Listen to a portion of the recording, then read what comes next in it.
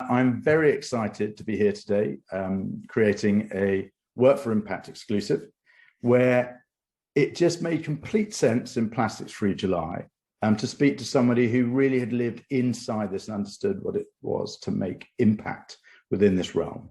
So it seemed that who better to speak to about making an impact in the world than the remarkable Emily Penn, founder of Exxpedition, all female voyages exploring the impact of and solutions to plastic and toxic pollution in our oceans. Welcome, Emily. Thank you so much for being here. Thank you. Great to be here. Wonderful. So yes, Plastics Free July is obviously our one big picture here, and it's a realm that you know everything about, or more than most of us. But the other thing is also that Work for Impact, this great community of organizations and individuals who are all fundamentally focused on one thing, making an impact in the world, whether it be large or small. So that's the thing I'd really like to talk about here, because obviously it wasn't just the microplastic stuff that you drew into the whole Exxpedition piece, but it was also, the nature of the role of women in STEM, exploration and sailing. So there's a number of layers to the impacts that you made. But the first bit I just wanted to ask you about, to tell us a bit more, was the moment where you suddenly realized there was an impact you wanted to make, that inciting moment. I would just love to hear a bit more about that so we could share it. Absolutely. It was in the middle of the Pacific. And I found myself in the middle of the Pacific because I had just graduated with a degree in architecture, and I lined up my first job in Australia. And I wanted to get there from England without taking an aeroplane. And I ended up hitchhiking on a boat across the Atlantic and the Pacific Ocean. And we were having the most amazing journey, everything that I'd expected from this grand adventure. But there was a morning when we stopped the boat in the middle of the Pacific Ocean. We were about 800 miles from nearest land and the nearest human being. In fact, the closest people to us were actually in a space station in orbit above our house, that above our boat. It was, that's how remote it was. And we jumped over the side to have a swim, really a wash, because there wasn't any other way to wash on this little boat. And when I came up to the surface, I saw a toothbrush floating by, and then a cigarette lighter and a bottle top. And I sort of started looking around thinking, where's this come from? There must be another boat out here. There must be some kind of obvious source of this pollution. But then day after day, we did the same thing. And we just followed this plastic alongside of the boat. Every 10 seconds, another piece passing us by. We stopped at these little islands. We found that they were covered in plastic too. And that's when I started to realize this wasn't just a freak incident. This was actually the current reality and the state of our ocean. So that was back in 2008. And the last 14 years really have been spent going on that journey of discovering more about the issue of plastic pollution, and now ultimately how we solve it. That's amazing. Yeah, it is terrifying. I remember distinctly the first time you ever told me about that story. And I think it's when you say people in the space station were closer to you than anyone else. And there's all our human debris, this plastic floating around. Now, did your sense of the impact you wanted to create in the world, did it sort of grow over time, or did you have a really strong sense immediately of potentially the scale of this, or did it reveal itself to you? It definitely was a slow reveal. I think, even when I saw that plastics issue, although it was jarring, I still always thought I would become an architect, and that was where I was headed. Sure. Although I wanted to solve the problem, I think that was the thing about how my architecture brain was wired. It was almost like it was the brief there in front of me, and I wanted to create a solution. So I set about working in a small island community in Tonga in the heart of the South Pacific, on setting up a large-scale community-led cleanup project and a longer-term set of infrastructure that was required to deal with that issue of waste. But I always thought that was a sort of gap year, a short-term project, and I'd go on. And I think it was then a slow reveal that made me realize that actually solving the plastics issue and these global problems that we're facing, was what I was supposed to be doing for my career.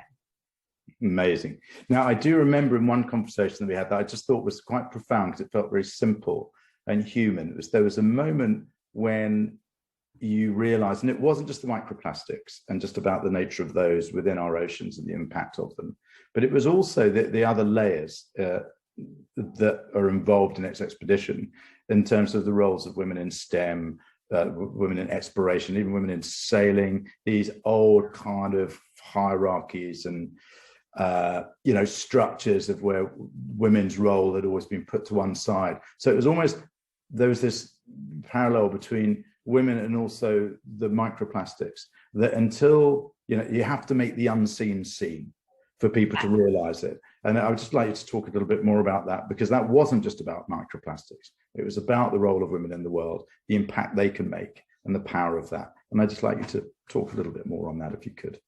Absolutely. That tagline, making the unseen seen, initially when we started Exxpedition, we really were thinking about microplastics. I've actually got a little sample here.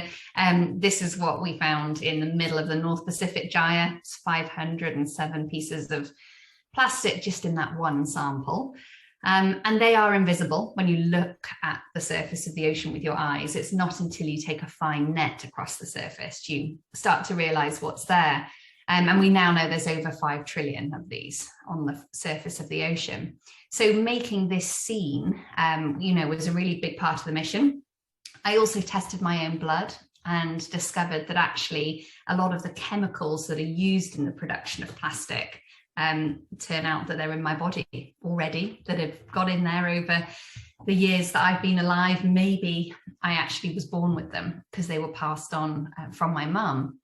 And so this idea of taking women to explore an issue that I felt was quite a female-centered issue became part of the mission, and hence Exxpedition was born.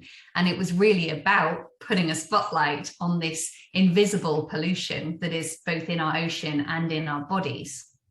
But of course, we got out there with an amazing team of women from all over the world and all different skill sets. And we sailed across the North Atlantic, and a whole nother meaning of making the unseen seen revealed itself to me, which was the incredible women who we had on board. And seeing them go from, not being very sure at all about the concept of sailing across an ocean, because they are scientists, filmmakers, journalists, artists, teachers, designers, industry leaders, policymakers. They are everyday people and extraordinary people, but they're not sailors. And so putting them on a boat and getting very seasick for the first week and getting these scientific samples, and then seeing them take the helm of a 70-foot yacht and surge through waves in the middle of the ocean, and seeing their confidence build in them doing that. In an environment where there aren't a whole load of boys to just climb up the mast and sort out the rigging and do it for them, it drives this confidence that I'm sure, and I've seen these women carry with them, well beyond them leaving the boat. And so that bringing that group together, the bonds that are formed when you do something extraordinary and hard, like sailing across an ocean, is really, really powerful. And then being able to shine a spotlight on these incredible women who are amazing role models in their field, but also for getting out there and doing something extraordinary. Has been, one of the most beautiful bits of Exxpedition, which I really didn't intend, but it definitely came out of it. But that's wonderful. That's, the joys of accidental beauties and the serendipities of life. That's amazing. And I love the idea of there is this rolling number of journeys going on in there, not only yours, but in terms of the way the nature of the impact you're making in the world develops, but then also in the fact that these things revealing themselves to you when you realize there are these sub-layers. And I think you're right, the impact that each one of those women, and we discussed this before, when they go back out into their world and then they radiate their own confidence, that's a really powerful thing. And I think especially in regards to, the status of women in STEM, and especially things like exploration and sailing, which always has struck everyone like a boys' club. It's a beautiful thing to have done. Now, I'll turn us now to the kind of really practical impacts. Now, Work for Impact, obviously, the first B Corp certified on-demand talent platform, and it has these two communities. So there's the communities of each of the individual freelancers who are all committed to being purposeful in their world. They want to make an impact in their personal life through the work they do, and they want to be part of leaving this planet a little bit better than they found it, which is glorious. 31,000 plus of those. And then we've also got 600 plus something organizations. Now, normally, the thing that I'm really intrigued to for you to talk about is, normally what we see is these sort of polarizing imperatives that each take. Organizations always take big, infrastructural, very engineered views of the world. Individuals tend to be given these small tidbits and pieces of information. Now, ultimately, both want to make an impact. And as we're in Plastics Free July, there's a lot of focus on what that means in terms to usage, the role of it in the supply chains. Now, I think normally that's quite difficult, but you have worked on something that's created a platform that I think is fantastic. And I think it sees all of us as one, and the concept of shift. And I'd love you to just tell us a bit more about that. So it was really born out of this idea that there's no silver bullet to tackle the plastics issue. You know, as I went out searching for this one solution that was going to solve this huge global problem, you know, I quickly realized that actually it didn't exist, and it wasn't going to exist, and we don't want it to exist, because the key to solving these global issues is actually a diversity of solutions. So you don't shift one big problem to another big problem. And so we need to tackle it from every angle, you know, and that's why we have all of this range of women on board. And we need to think about policy change. We need to think about the role of business, the role of design, and how we actually re-engineer our products and the systems that they go into. You know, we need green chemistry. We need so many different ways to think about this problem, which means we need many different people with different skills.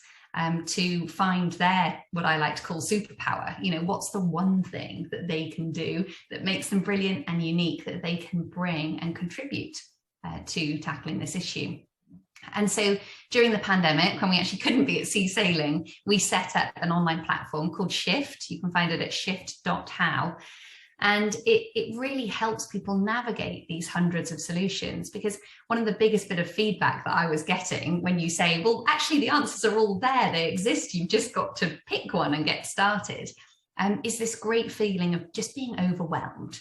You know, we are bombarded every day in the media, on social media, of people saying, you should be doing this, you should be doing that. And really, you just need something to help filter down all of those things into the one thing that you can start with, and then get going. Whether you're an individual or a business, doesn't really matter. You face the same problem. And so Shift helps you do just that, navigate through these hundreds of solutions to find a place to start, and get people, you know, just taking action and realizing that it's actually very simple to make a difference. Yeah, I think it's amazing. I mean, certainly, hopefully, everyone watching this will go and have a look around, but it's, as you say, it's the sheer diversity of solutions that you can kind of explore and start to feel which ones work best. And I think that's actually quite key. And it is very much back to the exploratory nature, the adventure of oneself, and actually being able to explore what works best, instead of just being given these imperatives of whatever's trending this week on Insta Reels. Now, the one thing that I've noticed over time, and I know we've touched on it sometimes before, is to be purposeful, to have gone, I'm going to make an impact in the world, I'm going to do this, I'm going to do that. It's fabulous when everything's going well. You know, people can really hang on to it. But the one thing I think I've seen a lot is with people struggling because they truly want to, you know, pursue their sense of personal purpose, or there's a certain impact that they've decided they are going to make in the world. And then the going gets tough. And it's actually the ability to sustain oneself and one's ability to pursue that sense of impact and purpose when it gets tough, that I think is where it really counts. Now, I know that I mean, to use a terrible pun, you've certainly not had plain sailing with your situation. What advice might you give for someone who is, on the one hand, very purposeful, very clear sense of trajectory, but actually facing a challenge where you just suddenly feel disempowered or lost just suddenly thinking, I don't know what to do. What things have you had to draw on in yourself to find your way through that? I think firstly, I would say that actually, when I look back at my last 14 years, the sort of biggest mishaps probably result in the biggest revelations. Actually, those are the moments when you do reveal something that's really, really key. And, probably bumping into a whole load of plastic in the middle of the Pacific would be an example of one of them. Living on a small island and get woken up in the morning by the word tsunami was probably another one of those impactful days that was turned, from the worst to the best. And many things when I look back over time. So I would say, even when you do get to one of those stumbling blocks, it's sort of looking that there's a reason that you're being nudged sideways. And that's actually the direction you're supposed to be going. And so, keep a lookout. Don't be too blinkered towards your original goal, and actually look to the sides as to what opportunities are surfacing that you perhaps hadn't even thought of before. And that's really key. And it's a bit like how you sail across an ocean. You're constantly looking upwind, you're looking for the next squall, you're looking for the next wind shift, and you're adjusting your course. And I think I very much adopted that philosophy into life of looking for the wind shifts. And going with them and looking for those opportunities and being ready to grab them. I think a lot of us sort of look at through life, I'm not very lucky, or I never get an opportunity. I actually feel opportunities whiz by us every day. But if you're not ready to kind of grab hold of them with two hands and go along for the roller coaster ride, the ups and the downs, they will keep whizzing by. And so, setting yourself up in a way that you can actually grab onto those opportunities is really important. Otherwise they will whiz by. I love that. I love that. You've spent your life looking for the wind shifts. It's a very lyrical way of putting it. But I think you're right. The reoccurring proof of the best laid plans are those that can be unmade and remade. It's true, but we're so bullied into believing that once you fix something, and I must achieve it, and we become immovable, and we become a force against ourselves. And I think you're so right. The ability to flex in oneself, but also the thing that you're alluding to, and it's something when previously I've been doing some work with, let's call them super entrepreneurs. The one feedback that got put back to ordinary people is that fear is actually an energy, and that very thing that we think it just stops us in our tracks is probably the very energy that could push us through a very difficult time. So I think that's very, very wise advice. Now, we're coming close to the end of our time. So apart from, obviously, everyone going to the Shift platform and figuring out their next best plastic step, what would be the one thing, because obviously there's a lot of freelancers who live sometimes quite remote, isolated lives, they're kind of locked in. If there was one thing in regards to the broader kind of issue of plastics and their ability to act upon that, what would you say would just be one thing that they might do that could help them go forward? I think most importantly, it is identifying your superpower. It's trying to distill down your offer. And, I get a lot of people getting in touch because they love what we do. And, they're often sort of asking for information or talking about, things that I can do for them. And I would say that the biggest bit of advice I have for anyone is think about what you have to offer and how you can help. And to, go out there into the world and look for that opportunity and then make your offer, use your superpower and not try and do everything, but try and just start by doing one thing and let it grow from there.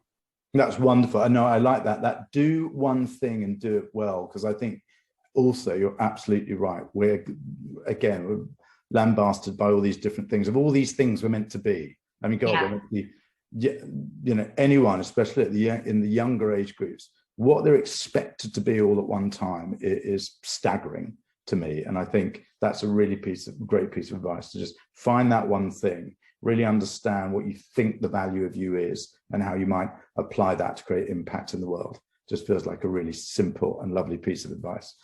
Emily, before I press the record pause switch, thank you so much. Obviously, work for impact communities and businesses and talent, I'm sure will thoroughly enjoy listening to your points of view in this Plastics Free July. And just thank you very much for joining us and giving us your time and your wisdom. Not at all. Thank you.